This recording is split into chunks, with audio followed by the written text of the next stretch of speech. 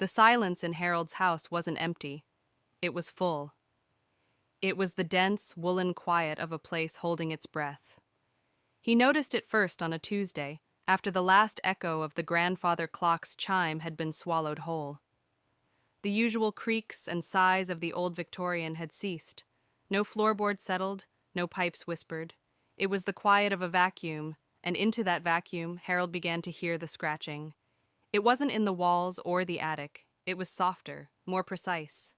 A faint rhythmic scritch, scritch, scritch, like a pen nib on thick paper coming from his study. He'd enter, and it would stop. The room would be still, his massive oak desk orderly, the only paper a blank notepad centered perfectly on the leather blotter. Harold lived alone. He was a man of routines. Tea at 4, a chapter of a history book at 9, bed at 10. The silence, and the scratching that violated it, became an affront. He stopped reading. He sat in his armchair, straining to hear. The sound began to migrate. Some nights it came from the sealed-off fireplace in the lounge. Others from behind the books in the library. It always stopped the moment he focused on it. Then, the words appeared. He woke to find them on the steamed mirror of the bathroom, not alone. The letters were thin, shaky, as if written by a cold finger. Harold's own breath erased them. He blamed a trick of the light, a memory from a half-remembered dream. The next day, a single line was written in the dust on the hall console. He listens.